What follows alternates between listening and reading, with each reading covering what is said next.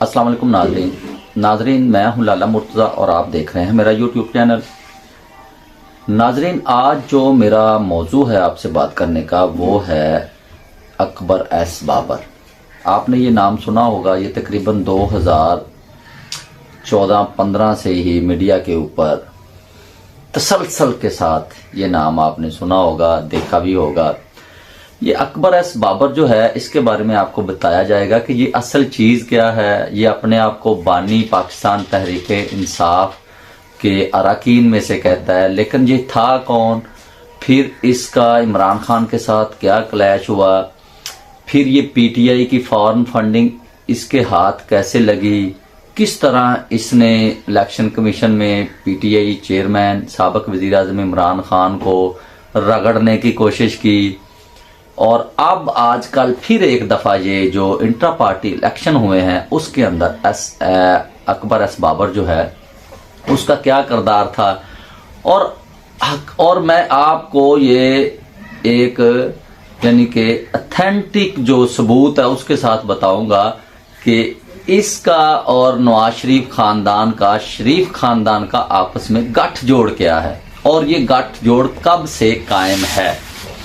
पहली बात तो आपको पता ही होगा कि जो नवाज शरीफ खानदान है ये अपने मुखालफिन के ऊपर गहरी नज़र रखता है और उनके अंदर अपने जसूस जो है वो लाजमी छोड़ता है।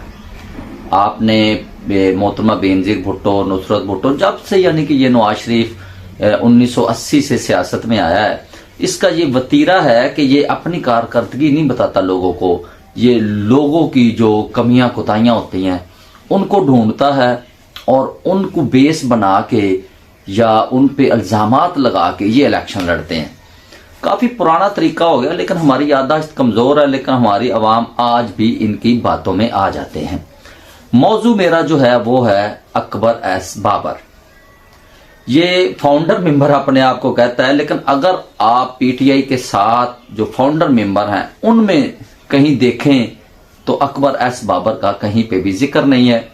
मैं तो हैरान होता हूं कि वो इतना ज्यादा मीडिया में आता है, आज तक किसी मीडिया वाले ने, किसी सहाफी ने उनसे यह भी सवाल नहीं किया कि यार आप फाउंडर मेंबर हैं, पीटीआई जो है पिछले 26-27 साल से वो पाकिस्तान में कायम है, इलेक्शन में हिस्सा ले रही है, आप कितने इलेक्शन लड़े हैं, कितनी दफा जीते हैं। फाउंडर मेंबर जो होता है, एक दौर तो ऐसा आया था पीटीआई का फाउंडर मेंबर छोड़ के पीटीआई का वर्कर भी जीत रहा था।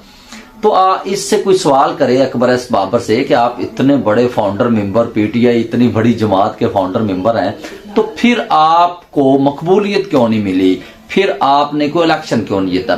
पहला सवाल तो मेरा ये है कि आप जब कभी भी ये मीडिया के सामने आए कोई सहाफी इनसे ये सवाल करे। दूसरा, जब ये फॉरेन फंडिंग की वजह से असल मशहूर हुआ, ये कहता था कि मैं पीटीआई के साथ हूं, लेकिन पीटीआई की जो फॉरेन फंडिंग है, जो वो बाहर से जो पैसा इकट्ठा करते थे, वो सही तरीके से नहीं आया, उसमें ये फॉल्ट है, ये है, यानी उसको बढ़ा चढ़ा के पेश करना इसका काम था। वो इसलिए था कि ये एक्चुअली पीटीआई में, पाकिस्तान तहरीक इंसाफ में एक तनख्वाहदार मुलाजम था। ये जो पीटीआई का यानी कि मुंशी था, मुंशी समझते हैं आप, जो हिसाब किताब रखता है, पैसे आए किधर से गए, किधर से किस अकाउंट से आए, किस में लगे खर्चा, ये वो मुंशी था पीटीआई का। इसको फिर हायर किया इमरान खान के मुखालफिन ने, क्योंकि उनके पास वो 2014 में जब इमरान खान ने धरना दिया कि सिर्फ 4 जो हलके थे वो खोल दो, मेरे साथ धांधली हुई है, तो शहबाज शरीफ और शरीफ खानदान माशाल्लाह इतना काबिल है कि उसने 4 हलके नहीं खोले। वो कहता है कि इसकी धरने की वजह से मुल्क इतना पीछे चला गया, मुल्क तबाह हो गया, लेकिन 4 हलके नहीं खोले। ओ भाई, अगर आप मुल्क के इतने खैर खा थे कि मुल्क का नुकसान हो रहा है धरने की वजह से, तो उसका तो मुतालबा ही छोटा सा था साबिक वज़ीर आज़म इमरान खान का कि 4 हलके आप खोल दें तो धरना खत्म हो जाता, मुल्क का भी नुकसान ना होता। जैसे कि बकौल आपके हुआ है नुकसान, वैसे एहतजाज और पुरअमन एहतजाज से को मुल्कों को नुकसान नहीं होता। जमहूरियत का ये हुस्न है और जमहूरियत को, जमहूरी मुल्कों को एहतजाज से फायदा ही होता है अगर पुरअमन एहतजाज हो, जैसे कि धरना पुरअमन 126 दिन का हुआ था। हम सब ने देखा और भी सभा की साफियों ने देखा। उस वक्त اکبر ایس بابر جو پی ٹی آئی سے تنخواہ لیتا تھا، میں آپ کو مبینہ طور پہ کہہ رہا ہوں، رپورٹڈلی یہ بات ہوئی ہے کہ وہ شفٹ ہو گیا، جو پی ٹی آئی کی سب سے مخالف جماعت تھی اس کا تنخواہ دار بن گیا، اور اس نے جو یعنی کہ بد دیانتی کی ایک مثال قائم کی کہ پی ٹی آئی کے ریکارڈ میں سے وہ نکال کے چیزیں ان کو دیتا رہا۔ حالانکہ آپ خود اندازہ لگا لیں کہ کسی بھی فرم کا اتنا بڑا جو اس کو فنڈنگ ہو رہی ہے، اس میں کچھ نہ کچھ کہیں نہ کہیں کچھ تھوڑی بہت اونچ نیچ تو ہو جاتی ہے۔ یہ تو نہیں ہو سکتا نا، جیسے انصار عباسی بڑے سینئر صحافی ہیں جنگ گروپ کے، انہوں نے کہا تھا کہ باقی جو بھی آپ کہہ لیں، یہ نہیں کوئی بھی صحافی یا کوئی مان سکتا کہ عمران خان کو یہودی فنڈنگ ہوئی ہے یا کچھ ایسا ہوا ہے۔ یہ تو سراسر جھوٹ، فراڈ اور اس طرح کا جھوٹ ہے کہ جس پہ کوئی یقین بھی نہیں کر سکتا۔ اگر عمران خان نے یہودیوں سے فنڈنگ لینی ہوتی تو اس کی بیوی بہت امیر تھی، وہ خربوں ڈالر ادھر سے اربوں خربوں ڈالر اس وقت ہی وصول کر سکتا تھا۔ اچھا، وہ میرا موضوع نہیں ہے، وہ کس دن میں آپ کو بتاؤں گا کہ وہ بھی اصل کیا کہانی تھی۔ Akbar S Babar 2016 foreign funding case لے کے الیکشن کمیشن جاتا ہے، اور ٹوٹلی جو عمران خان کے پہلے عمران خان کا تنخواہ دار تھا، پھر منشی صاحب ادھر چلے گئے، ان کو ڈیٹا دینے لگ پڑے۔ اس کا ثبوت میں نے آپ کو جو دینا ہے وہ پہلی بات تو یہ ہے کہ یہ اپنی بات سے مکر گیا، پھر گیا، یہ کہتا تھا میرا پی ٹی آئی سے اختلاف جو ہے وہ صرف فار فنڈنگ کا ہے کہ یہ باہر سے پیسہ کیوں لیتے ہیں، یہ ہے وہ، حالانکہ یہ سارا مینج کرتا تھا، یہی وصول کرتا تھا، اس کے ہی انڈر تھا، سارا پیسہ آتا تھا۔ اس کے بعد میرا کوئی اختلاف نہیں، فارن فنڈنگ کیس کا فیصلہ بھی آ چکا ہے، سب کچھ جو ہونا تھا ہو گیا ہے۔ اب یہ پھر انٹرا پارٹی کیسے چلا گیا؟ وہ پنجابی کی مثال ہے نا، نہ سدی نہ بلائی تے میں لاڑے دی تائی۔ آپ پی ٹی آئی میں ہے ہی نہیں، آپ کو پی ٹی آئی سے نکال دیا گیا ہے، آپ کیسے پی ٹی آئی کے کاغذات جمع کرا سکتے ہیں انٹرا پارٹی الیکشن میں؟ آپ کیسے الیکشن لڑ سکتے ہیں؟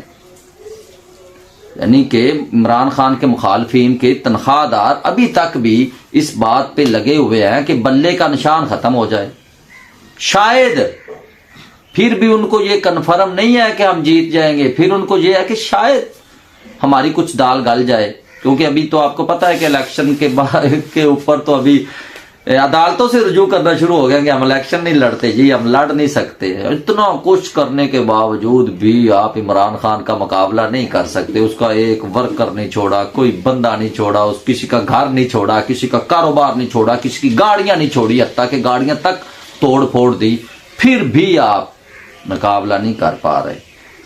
اب پھر ایک دفعہ عمران خان کا جو تنخواہ دار تھا اکبر ایس بابر، اب اس کو سامنے لا کے بلے کا نشان جو ہے وہ چھیننے کی کوشش کی جا رہی ہے۔ جی مجھے تو انٹر پارٹی الیکشن یہ فراڈ ہو گیا، یہ ہو گیا۔ آپ مجھے بتائیں، پاکستان کی جو بڑی پارٹیاں ہیں، پیپلز پارٹی، مسلم لیگ نون، مولانا فضل الرحمان، اے این پی، آپ بتائیں کوئی پارٹی یہ سوچ سکتی ہے کہ اس کا جو سربراہ ہے، جو اس کی گھر سے اس کی فیملی سے باہر کوئی چیئرمین بن جائے یا وائس چیئرمین بن جائے یا پنجاب کا صدر بن جائے یا سندھ کا صدر بن جائے؟ واحد ایک پارٹی ہے P T I, Imran Khan کے بعد وائس چیئرمین انہوں نے کوئی فیملی سے نہیں لگایا، حالانکہ سب کہہ رہے تھے جی اس کو علیمہ خان کو لگا دینا چاہیے اور اپنی بیوی کو، بشرا بیوی کو لگا دینا چاہیے، کسی کو بھی لگا دینا چاہیے، لیکن عمران خان موروثی سیاست میں شروع سے ہی خلاف تھا، اس نے نہیں لگایا۔ اس نے کہا کہ پارٹی جو ہے وہ اپنے جو آئین اور اس کا جو منشور ہے اس کے مطابق باہر سے لائے گی، لے آئے۔ ان سب کی حالانکہ کوشش تھی کہ ان کو کسی میں لگائے تو پھر یہ بھی ہمارے جیسا ہو جائے گا، یہ آگے جا کے کوئی یہ نہیں کہہ سکے گا جی ہم تو موروثی سیاست یہ وہ بری چیز ہے، کیونکہ یہ ہمارے برابر کا ہی ہو جائے گا۔ پھر اس نے بھی تو اپنی بیوی کو لگا دیا، اس نے بھی تو اپنی بہن کو لگا دیا، لیکن عمران خان ان کی چال میں نہیں آیا، اس نے باہر سے لگایا۔ آپ بتائیں مسلم لیگ نون جو ہے اس نے تو نواز شریف نے نام ہی اپنے اوپر رکھا پوری جماعت کا، وہ خاندان تھا، وہ کیسے کہہ سکتا تھا اللہ جنت نصیب کرے بیگم کلثوم نواز کو، وہ کینسر کی مریض بیڈ کے اوپر بستر مرگ کے اوپر پڑی ہوئی تھی اور لاہور میں اس کو الیکشن لڑوا کے تو جتا دیا تھا، جیت گئی تھی۔ یعنی کہ یہ تو اپنی لاہور کی سیٹ اس طرح بھی نہیں چھوڑتے تھے، یعنی کہ ان کے میاں نواز شریف، میاں شہباز شریف، حمزہ شہباز، مریم نواز اور یہ سارے جو ہے یہ بلا مقابلہ मुस्लिम लीग नून के अहदेदार मुंतखब हुए हैं बिला मुकाबला। और उधर उस दूसरी तरफ देख लें, पीपल्स पार्टी में आसफ जरदारी, बिलावल जरदारी, फरियाल तारपुर, वो जो इसकी एक और बहन है आसफ जरदारी की, बिलावल जरदारी की फुफ्फो, वो भी वजीर रही हैं। आप मुझे बताएं, मौलाना फजल रहमान से पहले उसका बाप था, अब मौलाना फजल रहमान है, उसके बाद उसका बेटा तैयार हो रहा है। कोई ANP में भी ऐसे ही है, वली खान के बाद उसका बेटा, उसके बेटे के बाद उसका फिर बेटा अब आया हुआ है। कोई ऐसी जमात है PTI के अलावा जो मरूसी सियासत पे ना चलती हो, जो ये काम ना कर रही हो जो इमरान खान ने किया है? अभी भी जो कोई कहे कि इंट्रा पार्टी इलेक्शन ये हो गया वो हो गया, फराड है, वो किस मुंह से कह रहा है? और बाकी पार्टियों के निस्बत तो ये क्या कहते हैं कि बिल्कुल क्लीन, इस तरह के इंतखाबात कभी पाकिस्तान में हुए ही नहीं है। किसी भी आप सियासी जमात के इंट्रा पार्टी इलेक्शन निकाल के देख लें, नून लीग की सारी सीटें बिला मुकाबला, पीपल्स पार्टी की सारी बिला मुकाबला, मौलाना फजल रहमान की सारी सीटें बिला मुकाबला। तो फिर आप मुझे बताएं कि ये इसका इंट्रा पार्टी इलेक्शन कैसे गलत हो गया? अकबर एस बाबर के बारे में मैंने आपको कहा था कि मैं आपको सबूत दूंगा कि ये किस तरह इमरान खान के तनख्वाह लेते हुए उसका तनख्वाहदार मुंशी था, उसके बाद ये किस तरह बदयांती करता रहा, और जो अंदर की रिकॉर्ड या कोई बातें थी वो बाहर नून लीग को, मुस्लिम लीग नून को बताता रहा, इमरान खान के मुखालिफिन को। इसका मैं आपको सबूत पेश करता हूं कि हमारे एक बहुत सीनियर साफी हैं अहमद नूरानी साहब, बड़े अच्छे इन्वेस्टिगेशन जर्नलिस्ट हैं।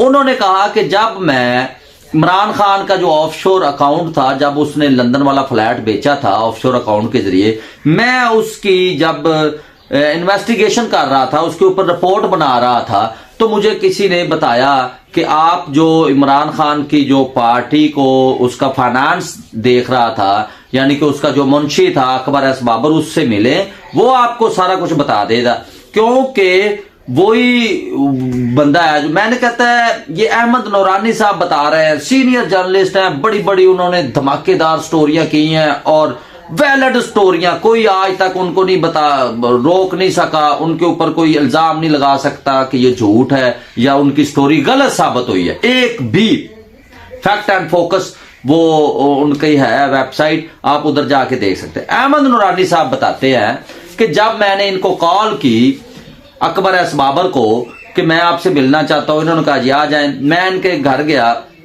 इनके ड्राइंग रूम में बैठा, बकौल उनके कि मुझे ऐसे लग रहा था जैसे टुन है, ये टुन। तो ये आ गया, इन्होंने मैंने कहा कि ये मुझे चीजें चाहिए, तो इन्होंने कहा नहीं आप ना पढ़ें, ये तो आपके मामलात नहीं है, ये तो मैंने जिधर पहुंचानी थी चीजें उधर पहुंचा दी हैं। यानी कि वो जो फंडिंग केस था, जो उसके पनामा इमरान खान का ऑफशोर अकाउंट था, जो उसकी कंपनी थी, उसके बारे में वो कहता है। मैंने फिर पूछा अभी किसको बताया, तो उन्होंने कहा कि मैंने प्राइम मिनिस्टर को बता दिया। उस वक्त नवाज शरीफ वजीर आजम थे। यानी कि आप खुद देखें कि इससे बड़ी बदयांती क्या है कि आप एक फर्म से तनख्वाह लेते हैं, उसका रिकॉर्ड रखते हैं और उसका रिकॉर्ड आप दूसरी किसी उसकी मुखालफ फर्म को बेच दें, पैसे लेके या किसी भी वजह से उनको बेच दे। इससे बड़ी बदयांती क्यों हो सकती है? ये है अकबर एस बाबर। और बकौल अहमद नूरानी के कहता है मैंने उधर बैठ के इसके ड्राइंग रूम में बैठ के इसको इतनी गालियां निकाली ना, कोई और बंदा होता तो वो पुलिस बुला लेता। भी तुम इतने बददियानत हो कि एक जगह से तुम तनख्वाह ले रहे हो और उसके जो रिकॉर्ड है, जो उसकी जो कमजोरियां चलो लगा ले, या जो आपका जो प्रोफेशन है उसके खिलाफ है कि आप किसी का इस तरह की बातें किसी दूसरी फर्म को या उसकी मुखालफ फर्म को नहीं दे सकते। आपने नवाज शरीफ को कैसे दे दी? वो कहता नहीं जी मैंने पहुंचा दी है, बस ठीक है ये अब वो। और उस वक्त आप 2016 में 17 में देखे, उस वक्त भी बड़ा ये मीडिया के ऊपर चला था, ये ऑफशोर कंपनियां हैं। तो क्या हुआ, इमरान खान की भी ऑफशोर कंपनी है, जबकि वो उसने फ्लैट बेचने के लिए बनाई थी।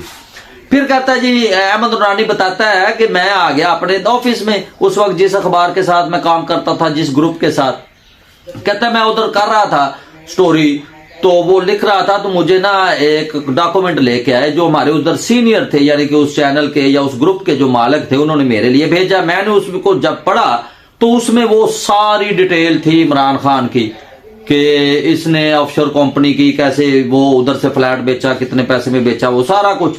وہ جب میں نے دیکھا, میں نے جو لے کے آیا تھا اس سے پوچھا کہ یہ آپ کدھر سے لائے ہیں, کدھر سے ملا ہے, میں تو آپ کو کیسے پتا. انہوں نے کہا جی یہ باس نے بھیجا ہے. تو ان کو کدھر سے ملا؟ انہوں نے کہا ان کو اکبر ایس بابر نے دیا ہے. یعنی کہ یہ کہتا ہے, میں احمد نورانی کہتا ہے کہ میں اتنا, یعنی کہ میری سوچ سے بھی زیادہ یہ گندا بندہ نکلا ہے. کہتا ہے میں ابھی اس کو گالیاں تو نہیں نکالتا, لیکن یہ میں آپ کو بتا دوں, یہ یعنی کہ دنیا کا بددیانت ترین شخص ہے اکبر ایس بابر, جو اپنے آپ کو کہتا ہے کہ مجھے جی پارٹی کا چیئرمین بنا دیا جائے. 1,70,00,000 ووٹ 2018 کے الیکشن میں جس پارٹی کو پڑے ہیں, پی ٹی آئی کو, اس کا چیئرمین یہ اپنے آپ کو بنوانا چاہتا ہے, جو اس کو عمران خان رد کر چکا ہے, اپنی نکال چکا ہے فرم سے یا اپنی پارٹی سے نکال چکا ہے, اور پتہ نہیں کتنے سال ہو گئے اس کو پارٹی سے نکالے ہوئے. صرف میڈیا کے اوپر آنے کے لیے, میڈیا ان کے جو پی ٹی آئی کے دشمن ہیں یا پی ٹی آئی کے مخالفین ہیں, انہوں نے میڈیا ٹرائل کے لیے اس کو صرف رکھا ہوا. حالانکہ سب کو پتا ہے, بچے کو پتا ہے کہ اس کو پارٹی سے نکالا ہوا ہے. یہ بددیانت ہے, یہ اپنی جو راز نہیں, جو یہ امانت دار نہیں ہے اپنے رازوں کا, جس فرم میں تم کام کرتے رہے ہو, تنخواہ لیتے رہے ہو. یہ اپنے آپ کو بانی کہتا ہے, یہ تنخواہ دار منشی تھا. آپ اس سے پوچھ بھی لیں کسی وقت کہ یہ کتنی تنخواہ کے اوپر پی ٹی آئی میں کام کرتا تھا, جو ان کا فائنانس دیکھتا تھا. یہ ہے اکبر ایس بابر کی اصل سٹوری. امید کرتا ہوں کہ آپ کو یہ سمجھ آ گئی ہوگی کہ ان کا پی ٹی آئی کے خلاف اور نواز شریف اور جو مخالف قوتیں ہیں پی ٹی آئی کی, ان کے ساتھ تو یہ 2014 سے ہی اٹیچ ہے اندر سے. اس سے بھی پہلے پتہ نہیں کیا کیا کچھ ان کو اندر بتاتا رہتا ہوگا, مخبریاں کرتا رہتا ہوگا. صاف ظاہر ہے مخبری کو فری میں تو نہیں کرتا ہے, پیسے لیتا ہوگا منشی جو تھا. اور احمد نورانی کی بات کو میں رد نہیں کر سکتا, کیونکہ اس کی سٹوری ہمیشہ سچ ثابت ہوئی ہے. احمد نورانی بڑا سینئر صحافی ہے, اور اس کی آپ رپورٹیں دیکھیں, اس کی ٹویٹر پہ, وہ یوٹیوب پہ ہے ان کی, آپ وہ اچھی سٹوری لے کے آتا ہے, اور بڑے اچھے پاورفل ثبوتوں کے ساتھ لے کے آتا ہے. احمد نورانی جو ہے وہ اس کو کہہ رہا ہے سینئر صحافی کہ اس سے بددیانت شخص میں نے دیکھا ہی نہیں. یہ اپنے آپ کو پاکستان تحریک انصاف کا چیئرمین دیکھ رہا ہے. آگے آپ خود اندازہ لگائیں. میں امید کرتا ہوں کہ آپ کو آج کا یہ ویلاگ پسند آیا ہوگا, اور چینل کو سبسکرائب کیا کریں, شیئر بھی کیا کریں, اور جو کوئی کمی کوتاہی ہوتی ہے اس میں یا کچھ سوالات پوچھنے ہوتے ہیں وہ چینل میں نیچے کامنٹ سیکشن میں جا کے اپنے لکھا کریں.